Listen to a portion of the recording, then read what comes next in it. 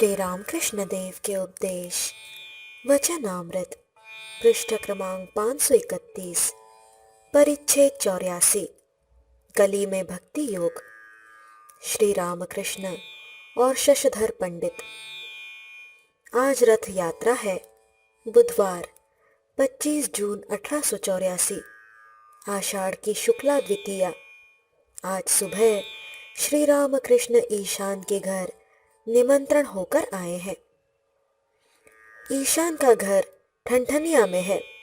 यहाँ पहुंचकर श्री रामकृष्ण ने सुना शशधर पंडित जी पास ही कॉलेज स्ट्रीट में चटर्जियों के यहाँ है।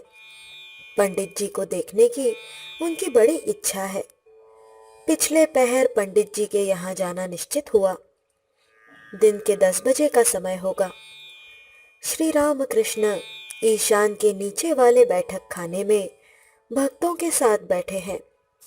ईशान के मुलाकाती भाटपाड़ा के 2 ब्राह्मण थे, जिनमें एक भागवत के पंडित भी थे। श्री रामकृष्ण के साथ हाजरा तथा और भी 2 भक्त आए हैं। श्री श आदि ईशान के लड़के भी हैं। एक भक्त और आए हैं। ये शक्ति के उपासक हैं। मत्थे पर सिंदूर का बुंदा लगाए हैं। श्री रामकृष्ण आनंद में है। सिंदूर का बुंदा देखकर हंसते हुए कहा, इन पर तो मार्क लगा हुआ है। कुछ देर बाद नरेंद्र और मास्टर अपने अपने मकान से आए। दोनों ने श्री रामकृष्ण को प्रणाम करके उनके पास ही आसन ग्रहण किया। श्री रामकृष्ण ने मास्टर से कहा था, अमुक दिन मैं ईशान के घर जाऊंगा, तुम वही नरेंद्र को साथ लेकर मिलना। श्री रामकृष्ण ने मास्टर से कहा, उस दिन मैं तुम्हारे यहाँ जा रहा था, तुम कहाँ रहते हो? मास्टर जी, अब श्यामपुकुर तेलीपाड़ा में स्कूल के पास रहता हूँ। श्री रामकृष्ण आज स्कूल नहीं गए? मास्टर जी, आज रथ की छुट्टी है। नरेंद्र के पितृवियोग के बाद से घर में बड़ी तकलीफ है। वे ही अपने पिता के सबसे बड़े लड़के हैं। उनके छोटे छोटे कई भाई और बहनें हैं। पिता वकील थे, परंतु कुछ छोड़कर नहीं जा सके। परिवार के भोजन वस्त्र के लिए नरेंद्र नौकरी तलाश रहे हैं। श्री रामकृष्ण ने नरेंद्र को किसी काम में लगा देने के लिए ईशान आदि भक्तों से कह रखा है। ईशान कंट्रोलर जनरल के ऑफिस में कर्मचारियों के एक अध्यक्ष थे। नरेंद्र के घर की तकलीफ सुनकर श्री रामकृष्ण सदा ही चिंतित रहते हैं। श्री रामकृष्ण नरेंद्र से, मैंने ईशान से तेरे लिए कहा है। ईशान एक दिन वहां दक्षिणेश्वर में रहा था, तभी मैंने उससे तेरी बात कही थी। बहुतों के साथ उसका परिचय है। ईशान ने श्री रामकृष्ण को निमंत्रण देकर बुलाया है। इस उपलक्ष्य में अपने कई दूसरे मित्रों को भी न्योता भेजा है। गाना होगा, पखावज, तबला और तानपुरे का इंतजाम किया जा रहा है। घर से एक आदमी थोड़ा सा मैदा दे गया पखावज में लगाने के लिए। 11 बजे का समय होगा। ईशान की इच्छा है कि नरेंद्र गाएं।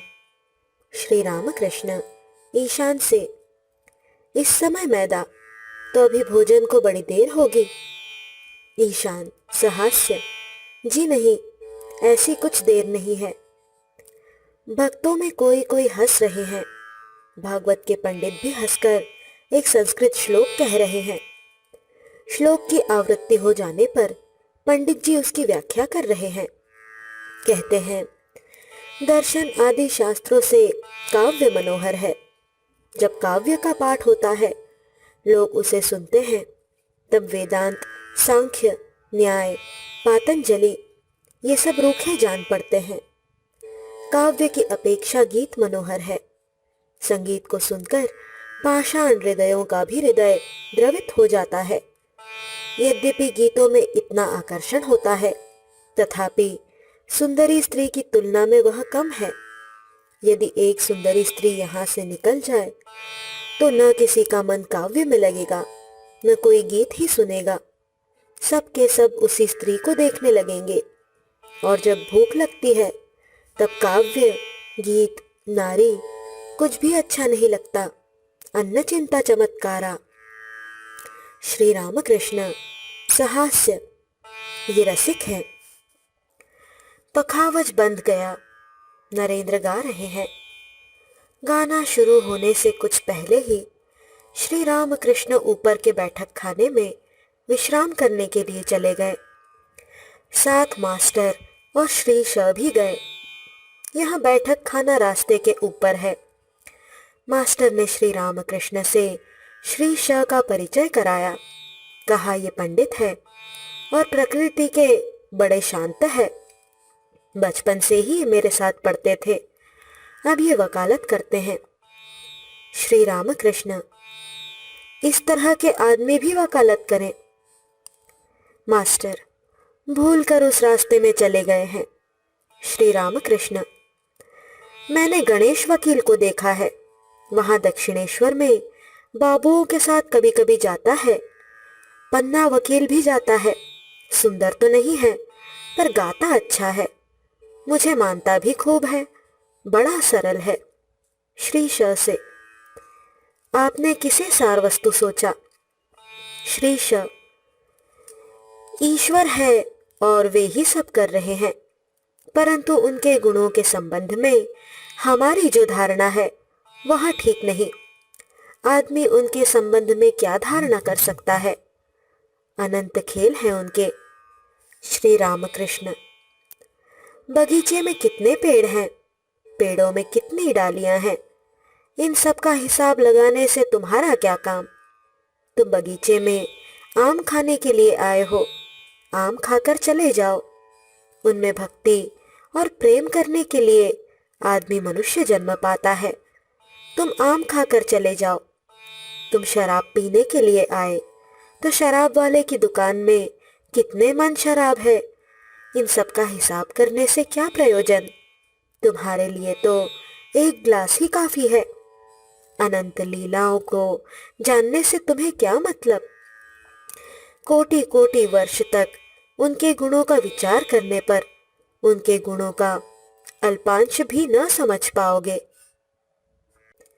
श्री रामकृष्ण कुछ देर चुप रहकर फिर बातचीत करने लगे। भाटपाड़ा के एक ब्राह्मण भी बैठे हैं।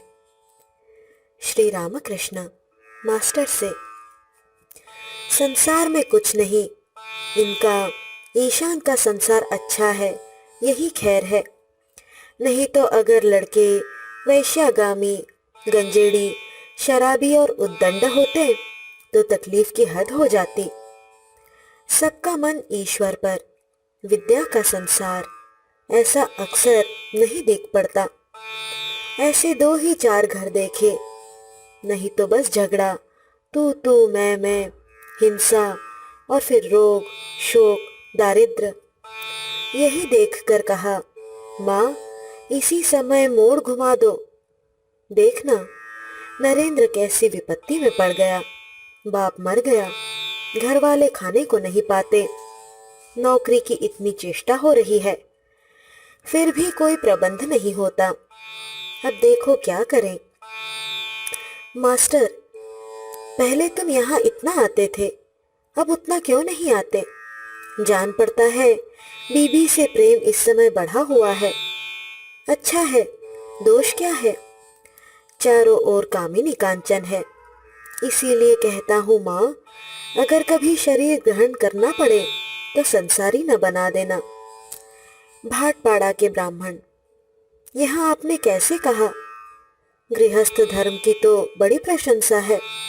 श्री रामकृष्ण हाँ, परंतु बड़ा कठिन है। श्री रामकृष्ण दूसरी बात करने लगे। श्री रामकृष्ण मास्टर से, हम लोगों ने कैसा अन्याय किया? वे लोग गा रहे हैं, नरेंद्र गा रहा है और हम लोग चले आए। कली में भक्ति योग। दोपहर 4 बजे के करीब श्री रामकृष्ण गाड़ी पर चढ़े। बड़े ही कोमलांग हैं। बड़ी सावधानी से देह की रक्षा होती है, इसीलिए रास्ता चलते तकलीफ होती है। गाड़ी न होने पर थोड़ी दूर भी चलते हैं तो बड़ा कष्ट होता है। गाड़ी पर चढ़कर भाव समाधि में मग्न हो गए। उस समय नन्ही नन्ही बूंदों की वर्षा हो रही थी। आकाश में बादल छाए हैं, रास्ते में कीचड़ है। भक्तगण गाड़ी के पीछे पीछे पैदल चल रहे हैं। उन्होंने देखा रथ यात्रा का स्वागत लड़के ताड़ के पत्ते की बांसुरी बजाकर कर रहे थे। गाड़ी मकान के सामने पहुंची। द्वार पर घर के मालिक और उनके आदमियों ने आकर स्वागत किया। ऊपर जाने की सीढ़ी के बगल में बैठक खाना है। ऊपर पहुंचकर श्री रामकृष्ण ने देखा शशधर उनकी अभ्यर्थना के लिए आ रहे हैं। पंडित जी को देखकर मालूम हुआ कि वे यौवन पार कर चुके हैं, प्रौढ़ावस्था को प्राप्त हैं। रंग साफ गोरा है, गले में रुद्राक्ष की माला पड़ी है। उन्होंने बड़े विनय भाव से श्री रामकृष्ण को प्रणाम किया, फिर साथ ही उन्हें घर ले गए। श्री रामकृष्ण के पास बैठे हुए लोग उनकी बातचीत सुनने के लिए बड़े उत्सुक हो रहे हैं। नरेंद्र, राखाल, राम, मास्टर और दूसरे भी बहुत से भक्त उपस्थित हैं। हाजरा भी श्री रामकृष्ण के साथ दक्षिणेश्वर काली मंदिर से आए हुए हैं। पंडित जी के देखते ही देखते श्री रामकृष्ण को भावावेश होने लगा। कुछ देर बाद उसी अवस्था में हंसते हुए पंडित जी की ओर देखकर कह रहे हैं, बहुत अच्छा, बहुत अच्छा। फिर उनसे कहा, तुम कैसे लेक्चर देते हो? शशधर, महाराज, मैं शास्त्रों के उपदेश समझाने की चेष्टा करता हूँ। श्री रामकृष्ण, कलिकाल के लिए नारदीय भक्ति है। शास्त्रों में जिन सब कर्मों की बात है उनके साधन के लिए अब समय कहाँ है। आजकल के बुखार में दशमूल पाचन की व्यवस्था ठीक नहीं। दशमूल पाचन देने से इधर रोग एट जाता है। आजकल बस फीवर मिक्सचर। कर्म करने के लिए अगर कहते हो तो केवल सार की बात कह दिया करो। मैं आदमियों से कहता हूँ, तुम्हें आपो धनन्या इतना सब न कहना होगा। गायत्री के जप से ही तुम्हारी बन जाएगी। अगर कर्म की बात कहनी ही हो तो ईशान की तरह के 2-1 कर्मियों से कह सकते हो। लाख लेक्चर दो, परंतु विषयी मनुष्यों का कुछ कर न सकोगे। पत्थर की दीवार में क्या कभी कीला गाड़ सकते हो? कीला खुद चाहे टूट जाए, मुड़ जाए, पर पत्थर का कुछ नहीं हो सकता। तलवार की चोट से घड़ियाल का क्या बिगड़ सकता है? साधु का कमंडल चारों धाम हो जाता है, पर ज्यों का त्यों कड़वा बना रहता है। तुम्हारे लेक्चर से विषयी आदमियों का विशेष कुछ होता नहीं। यह बात तुम खुद धीरे धीरे समझ जाओगे। बछड़ा एक साथ ही खड़ा नहीं हो जाता, कभी कभी गिर जाता है और फिर उठने की कोशिश करता है, तब खड़ा होना और चलना भी सीखता है। कौन भक्त है और कौन विषयी, यह बात तुम समझते नहीं। यह तुम्हारा दोष भी नहीं है। पहले जब आंधी आती है तब कोई यह नहीं पहचान पाता कौन आम है और कौन इमली। ईश्वर लाभ जब तक नहीं होता तब तक कोई कर्मों को बिल्कुल छोड़ नहीं सकता। संध्या वंदन आदि कर्म कितने दिनों के लिए है, जब तक ईश्वर के नाम पर अश्रु और पुलक न हो। हे राम, ऐसा एक बार कहते ही अगर आंखों में आंसू आ जाए, देह पुलकित होने लगे, तो निश्चय समझना कि उसके कर्मों का अंत हो गया। फिर उसे संध्यादि कर्म न करने पड़ेंगे। फल के होने पर ही फूल गिर जाता है। भक्ति फल है, कर्म फूल। गृहस्थ की बहू के लड़का होने वाला हुआ तो वह अधिक काम नहीं कर सकती। उसकी सास दिनों दिन उसका काम घटाती जाती है। 10वें महीने के आने पर फिर उसे बिल्कुल काम नहीं छूने देती। लड़का होने पर फिर वहां उसी को लेकर रहती है, दूसरे काम नहीं करने पड़ते। संध्या गायत्री में लीन हो जाती है, गायत्री प्रणव में, प्रणव समाधि में। जैसे घंटे का शब्द टन टम योगी नाद भेद करके पर ब्रह्म में लीन होते हैं। समाधि में संध्यादि कर्मों का लय हो जाता है। इसी तरह ज्ञानियों के कर्म छूट जाते हैं। केवल पांडित्य व्यर्थ है, साधना तथा विवेक वैराग्य। समाधि की बात कहते ही कहते श्री रामकृष्ण का भाव बदलने लगा। उनके श्रीमुख से स्वर्गीय ज्योति निकलने लगी। देखते देखते बाह्य ज्ञान जाता रहा, शब्द रहित हो गए, आंखें स्थिर हो गई। वे इस समय परमात्मा के दर्शन कर रहे हैं। बड़ी देर बाद प्राकृत अवस्था आई। बालक की तरह कह रहे हैं, मैं पानी पीऊंगा। समाधि के बाद जब पानी पीना चाहते थे, तब भक्तों को मालूम हो जाता था कि अब ये क्रमशः बाह्य भूमि पर आ रहे हैं। श्री रामकृष्ण भावावेश में कहने लगे, माँ, उस दिन ईश्वर चंद्र विद्यासागर को तूने दिखलाया। इसके बाद मैंने फिर कहा था, माँ, मैं एक दूसरे पंडित को देखूंगा, इसीलिए मुझे यहाँ लाई। फिर शशधर की ओर देखकर कहने लगे, भैया, कुछ और बल बढ़ाओ, कुछ दिन और साधन भजन करो। पेड़ पर अभी चढ़े नहीं और अभी से फल की आकांक्षा, परंतु लोगों के भले के लिए तुम यह सब कर रहे हो।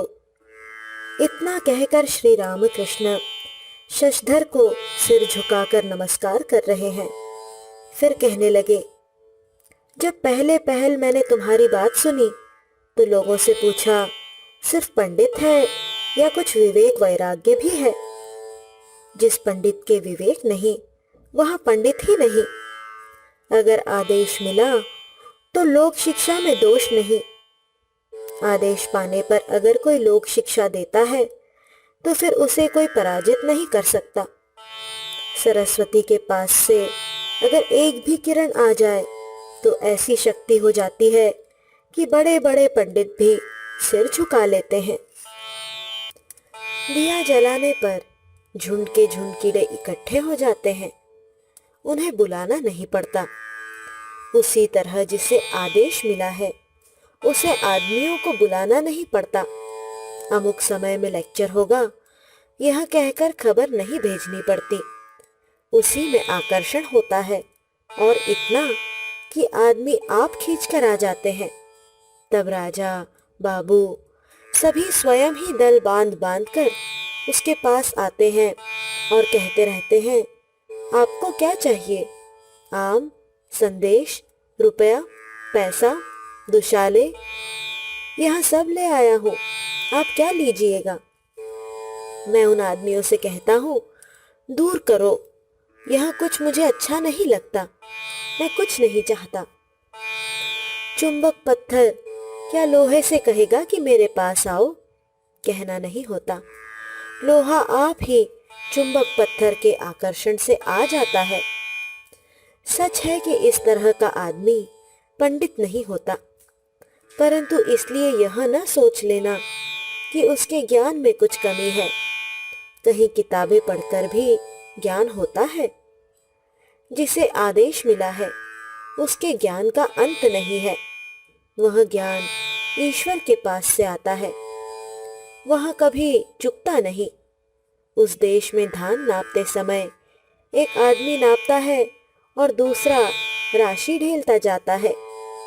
उसी तरह जो आदेश पाता है वह जितनी ही लोक शिक्षा देता रहता है, माँ उसकी ज्ञान की राशि पूरी करती जाती है।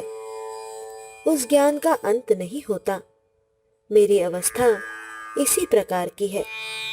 माँ यदि एक बार भी कृपा की दृष्टि फेर दे तो क्या फिर ज्ञान का अभाव रह सकता है?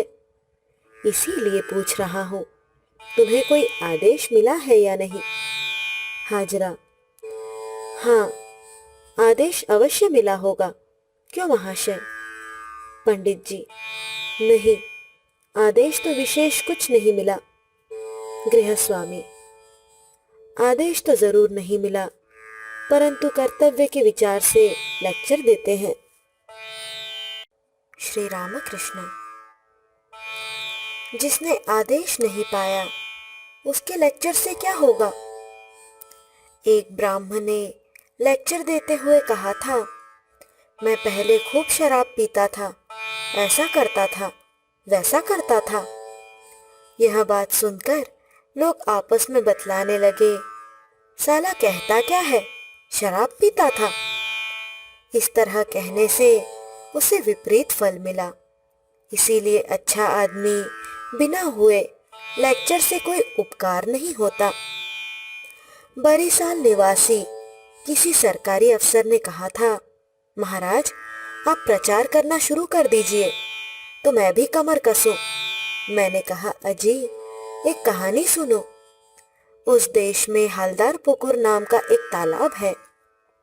जितने आदमी थे सब उसके किनारे पर दिशा फरागत को जाते थे।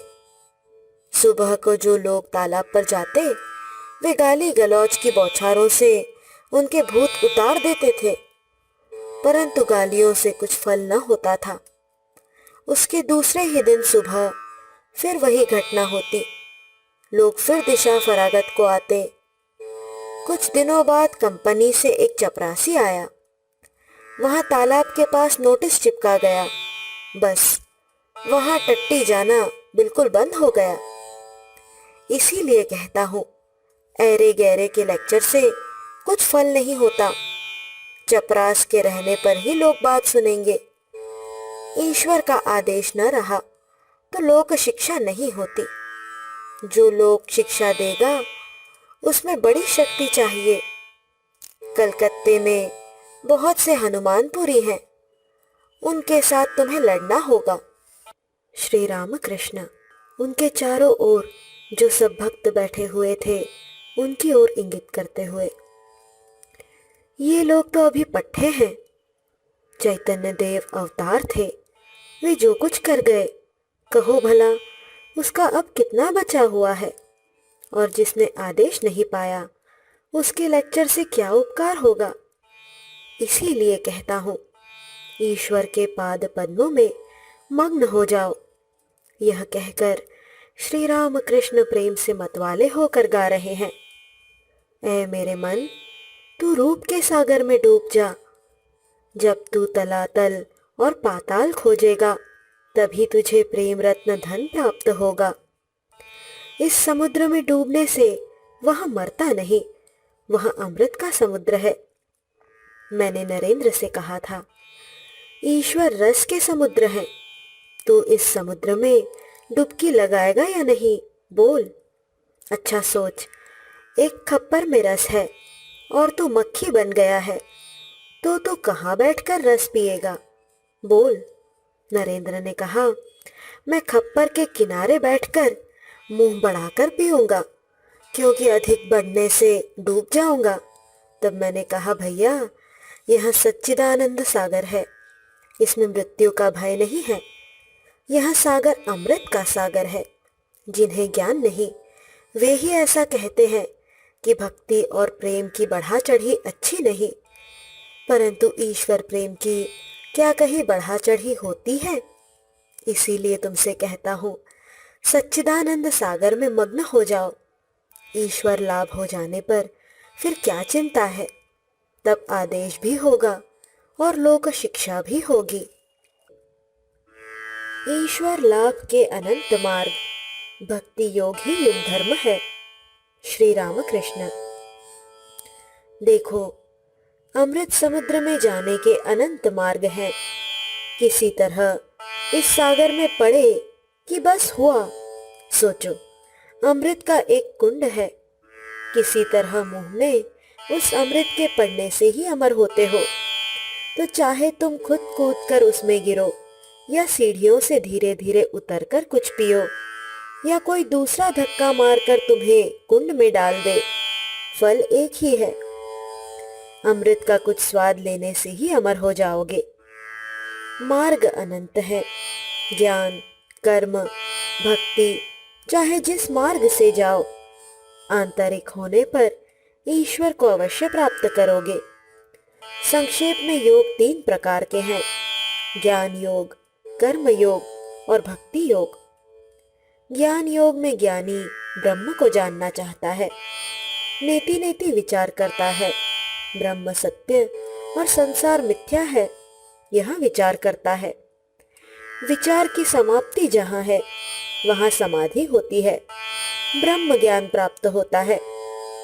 कर्म योग है, कर्म करके ईश्वर पर मन लगाए रहना, अनासक्त होकर प्राणायाम, ध्यान, धारणादि कर्म योग है। संसारी अगर अनासक्त होकर ईश्वर को फल समर्पित कर दे, उन पर भक्ति रखकर संसार का कर्म करे, तो वह भी कर्म योग है। ईश्वर को फल का समर्पण करके पूजा, जप आदि कर्म करना, यह भी कर्म योग है। ईश्वर लाभ करना ही कर्म योग का उद्देश्य है। भक्ति योग है, ईश्वर के नाम गुणों का कीर्तन करके उन पर पूरा मन लगाना। कलिकाल के लिए भक्ति योग का मार्ग सीधा है, युग धर्म भी यही है। कर्म योग बड़ा कठिन है। पहले ही कहा जा चुका है कि समय कहाँ है। शास्त्रों में जो सब कर्म करने के लिए कहा है, उसका समय कहाँ है। कलिकाल में इधर आयु कम है, उस पर अनासक्त होकर फल की कामना न करके कर्म करना बड़ा कठिन है।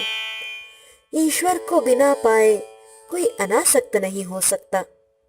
तुम नहीं जानते, परंतु कहीं ना कहीं से आसक्ति आ ही जाती है। ज्ञान योग भी इस युग के लिए बड़ा कठिन है। एक तो जीवों के प्राण अन्नगत हो रहे हैं, जिस पर आयु भी कम है।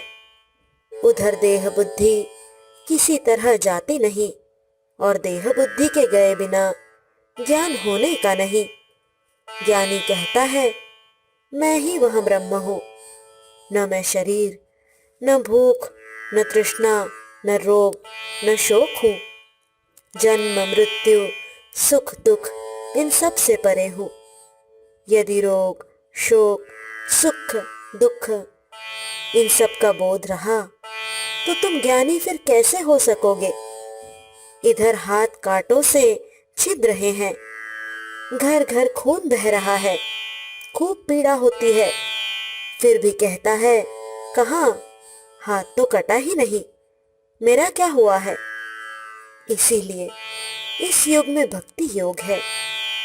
इससे दूसरे मार्गों की अपेक्षा ईश्वर के पास पहुंचने में सुगमता है। ज्ञान योग या कर्म योग अथवा दूसरे मार्गों से भी लोग ईश्वर के पास पहुंच सकते हैं, परंतु इन सब रास्तों से मंजिल पूरी करना बड़ा कठिन है। इस युग के लिए भक्ति योग है। इसका यह अर्थ नहीं है कि भक्त एक जगह जाएगा, ज्ञानी या कर्मी दूसरी जगह। इसका तात्पर्य यह है कि जो ब्रह्म ज्ञान चाहते हैं, वे अगर भक्ति के मार्ग से चले तो भी वही ज्ञान उन्हें होगा।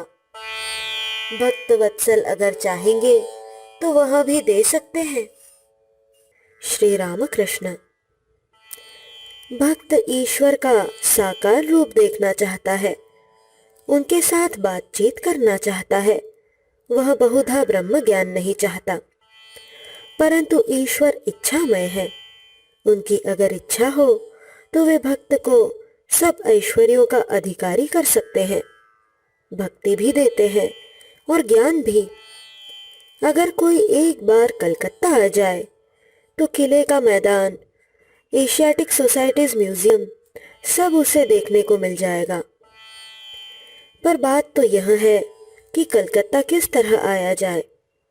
संसार की माँ को पा जाने पर ज्ञान भी पाता है और भक्ति भी। भाव समाधि के होने पर रूप दर्शन होता है और निर्विकल्प समाधि के होने पर अखंड सच्चिदानंद दर्शन। तब अहम, नाम और रूप नहीं रह जाते। भक्त कहता है, माँ, सकाम कर्मों से मुझे बड़ा भय लगता है। उस कर्म में कामना है, उस कर्म के करने से फल भोगना ही पड़ेगा। इस पर अनासक्त कर्म करना बड़ा कठिन है। उधर सकाम कर्म करूंगा तो तुम्हें भूल जाऊंगा। चलो, ऐसे कर्म से मुझे अत्यंत घृणा है। जब तक तुम्हें न पाऊं तब तक कर्म घटते जाएं, जितना रह जाएगा उतने को अनासक्त होकर कर सकूं। उसके साथ तुम पर मेरी भक्ति भी बढ़ती जाए, और जब तक तुम्हें न पाऊं तब तक किसी नए कर्म में न फंसूं। जब तुम स्वयं कोई आज्ञा दोगी तब काम करूंगा, अन्यथा नहीं। तीर्थ यात्रा और श्री रामकृष्ण आचार्यों की 3 श्रेणियां। पंडित जी, तीर्थाटन के लिए महाराज कहाँ तक गए हैं? श्री रामकृष्ण, हाँ, कई स्थान देखे हैं। सहास्य, हाजरा बहुत दूर तक गया है और बहुत ऊंचे चढ़ गया था, ऋषिकेश तक हो आया है। सबका हंसना, मैं इतनी दूर नहीं जा सका, इतने ऊंचे नहीं चढ़ा। गीत भी बहुत ऊंचे चढ़ जाता है, परंतु उसकी दृष्टि मरघट पर ही रहती है। सब हंसते हैं। मरघट का अर्थ क्या है जानते हो? मरघट अर्थात कामिनी कांचन। अगर यहाँ बैठकर भक्ति लाभ कर सको तो तीर्थ जाने की क्या जरूरत है? काशी जाकर मैंने देखा, वहां भी वही पेड़ है और वही इमली के पत्ते। तीर्थ जाने पर भी अगर भक्ति न हुई तो तीर्थ जाने से फिर कुछ फल ही नहीं हुआ। और भक्ति ही सार है तथा एकमात्र उसी की आवश्यकता है। चीले और गीत कैसे होते हैं जानते हो? बहुत से आदमी ऐसे होते हैं जो लंबी लंबी बातें करते हैं। कहते हैं, शास्त्रों में जिन सब कर्मों की बातें लिखी हैं उनमें से अधिकांश की हमने साधना की है। वे कहते तो यह है, पर उनका मन घोर विषय में पड़ा रहता है। रुपया, पैसा, मान मर्यादा, देह सुख, इन्हीं सब विषयों के फेर में वे पड़े रहते हैं। पंडित जी, जी हाँ, तीर्थ जाना तो अपने पास की मणि को छोड़कर कांच के पीछे दौड़ना है। श्री रामकृष्ण, और तुम यह समझ लेना कि चाहे लाख शिक्षा दो, पर उपयुक्त समय आए बिना कोई फल न होगा। बिस्तरे पर सोते समय किसी लड़के ने अपनी माँ से कहा, माँ, मुझे टट्टी लगे तो जगा देना। उसकी माँ ने कहा, बेटा, टट्टी की हाजत तुम्हें खुद ही उठा देगी, इसके लिए तुम कोई चिंता न करो। हास्य। इसी प्रकार भगवान के लिए व्याकुलता ठीक समय आने पर ही होती है। वैद्य 3 तरह के होते हैं। जो वैद्य केवल नाड़ी देखकर दवा की व्यवस्था करके चला जाता है, रोगी से सिर्फ इतना ही कह जाता है कि दवा खाते रहना, वह अधम श्रेणी का वैद्य है। उसी तरह कुछ आचार्य केवल उपदेश दे जाते हैं, परंतु उस उपदेश से अनुयायी को अच्छा फल प्राप्त हुआ या बुरा, इसका फिर पता नहीं लेते। दूसरी श्रेणी के वैद्य ऐसे होते हैं जो दवा की व्यवस्था करके रोगी से दवा खाने के लिए कहते हैं। अगर रोगी नहीं खाना चाहता तो उसे तरह तरह से समझाते हैं। ये मध्यम श्रेणी के वैद्य हुए। इसी तरह मध्यम श्रेणी के आचार्य भी हैं। वे उपदेश देते हुए और तरह तरह से आदमियों को समझाते भी हैं, जिससे उपदेश के अनुसार वे चल सके। अंतिम श्रेणी के और उत्तम वैद्य वे हैं जो अगर मीठी बातों से रोगी नहीं मानता तो बल का प्रयोग भी करते हैं। जरूरत होती है तो रोगी की छाती पर घुटना रखकर जबरन दवा पिला देते हैं। उसी प्रकार उत्तम श्रेणी वाले आचार्य भी हैं। ईश्वर के मार्ग पर लाने के लिए वे शिष्यों पर बल तक का प्रयोग करते हैं। पंडित जी, महाराज, अगर उत्तम श्रेणी के आचार्य हो तो क्यों फिर आपने ऐसा कहा कि समय के आए बिना ज्ञान नहीं होता? श्री रामकृष्ण, सच है, परंतु सोचो कि दवा अगर पेट में न जाए, अगर मुंह से ही निकल जाए, तो बेचारा वैद्य भी क्या कर सकता है। उत्तम वैद्य भी कुछ नहीं कर सकता। पात्र देखकर उपदेश दिया जाता है। तुम लोग पात्र देखकर उपदेश नहीं देते। मेरे पास अगर कोई लड़का आता है तो मैं उससे पूछता हूँ, तेरे कौन कौन है। सोचो, उसके बाप नहीं है, परंतु बाप का ऋण है, तो वह कैसे ईश्वर की ओर मन लगा सकता है। सुना पंडित जी? जी हाँ, मैं सब सुन रहा हूँ। एक दिन काली मंदिर में कुछ सिख सिपाही आए थे। काली माता के मंदिर के सामने उनसे मेरी मुलाकात हुई। एक ने कहा, ईश्वर दयामय है। मैंने कहा, अच्छा, सच कहते हो? कैसे तुम्हें मालूम हुआ? उन लोगों ने कहा, क्यों जनाब, ईश्वर हमें खिलाते हैं, हमारी इतनी देखभाल करते हैं। मैंने कहा, यह कैसे आश्चर्य की बात है। ईश्वर सबके पिता है। अपने पुत्रों की देखभाल पिता नहीं करेगा तो और कौन करेगा? क्या पड़ोस वाले उनकी खबर लेंगे? नरेंद्र, तो फिर दयामय न कहें। श्री रामकृष्ण, क्या मैं मना करता हूँ? मेरे कहने का मतलब यह है कि ईश्वर अपने आदमी है, कोई दूसरे नहीं। पंडित जी, बात अनमोल है। श्री रामकृष्ण नरेंद्र से, तेरा गाना मैं सुन रहा था पर अच्छा न लगा, इसलिए चला आया। कहा अभी उम्मीदवार है। गाना फीका जान पड़ने लगा। नरेंद्र लज्जित हो गए, मुंह लाल हो गया, वे चुप हो रहे। श्री रामकृष्ण ने पीने के लिए पानी मांगा। उनके पास एक गिलास पानी रखा गया था, परंतु वह जल वे पी नहीं सके। एक गिलास जल और लाने के लिए कहा। पीछे से मालूम पड़ा कि किसी घोर इंद्रिय लोलुप मनुष्य ने उस गिलास को छू लिया था। पंडित जी, हाजरा से, आप लोग इनके साथ दिन रात रहते हैं, आप लोग बड़े आनंद में हैं। श्री रामकृष्ण हंसते हुए, आज मेरा बड़ा अच्छा दिन था, मैंने दूज का चांद देखा। सब हंसते हैं। दूज का चांद क्यों कहा जानते हो? सीता ने रावण से कहा था, रावण, तू पूर्ण चंद्र है और मेरे राम दूज के चांद हैं। रावण ने इसका अर्थ नहीं समझा, उसे बड़ा आनंद हुआ था। सीता के इस कथन का अर्थ यह है कि रावण की संपदा जहां तक बढ़ने को थी बढ़ चुकी थी, अब दिनों दिन पूर्ण चांद की तरह उसका ह्रास ही होगा। श्री रामचंद्र दूज के चांद हैं, उनकी दिनों दिन वृद्धि होगी। श्री रामकृष्ण उठे। अपने बंधु और बांधवों के साथ पंडित जी ने भक्तिपूर्वक उन्हें प्रणाम किया। श्री रामकृष्ण भक्तों के साथ विदा हुए। संसार में किस प्रकार रहना चाहिए? श्री रामकृष्ण भक्तों के साथ ईशान के घर लौटे। अभी संध्या नहीं हुई। ईशान के नीचे वाले बैठक खाने में आकर बैठे। कोई कोई भक्त भी उपस्थित है। भागवती पंडित, ईशान तथा उनके लड़के भी हैं।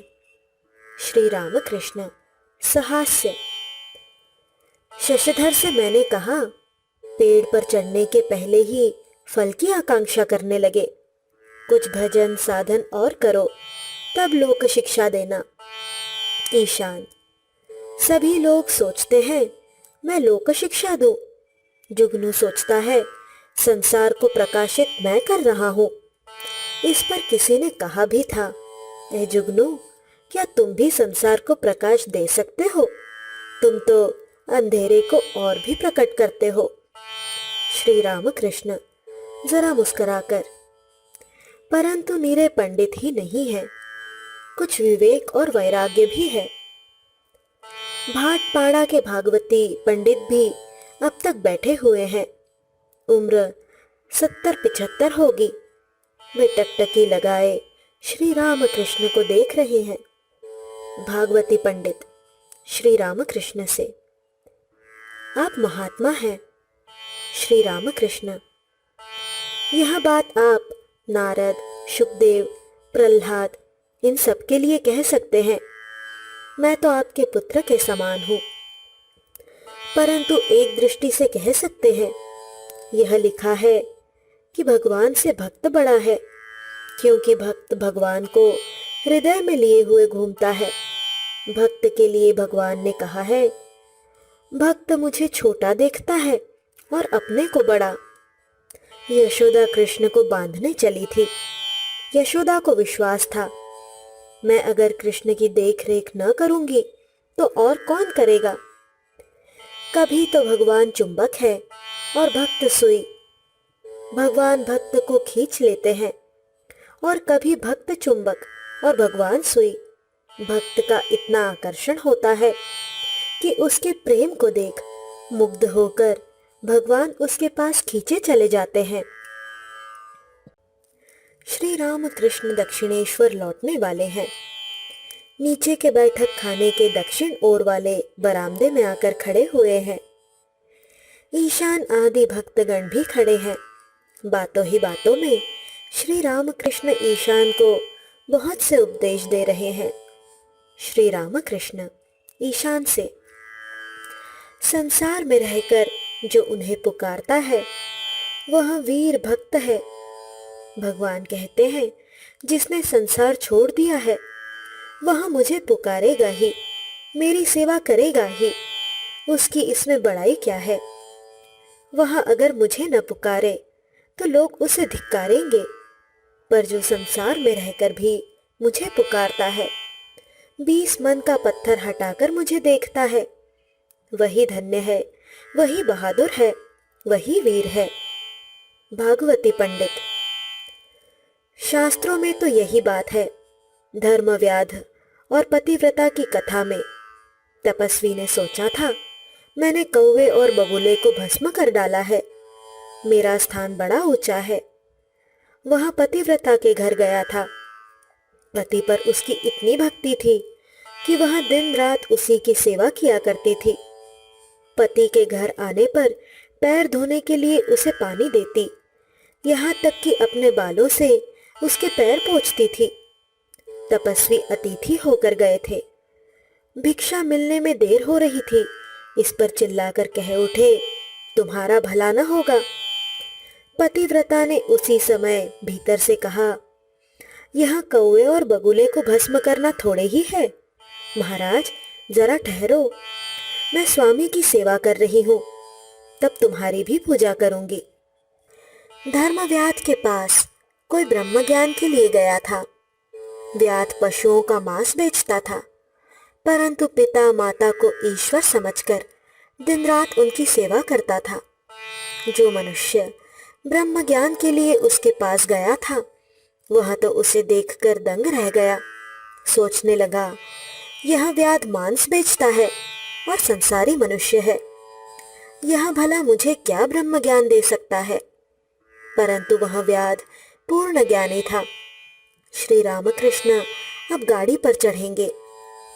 ईशान तथा अन्य भक्तगण पास ही खड़े हैं, उन्हें गाड़ी पर चढ़ा देने के लिए। श्री रामकृष्ण फिर बातों में ईशान को उपदेश देने लगे। चींटी की तरह संसार में रहो।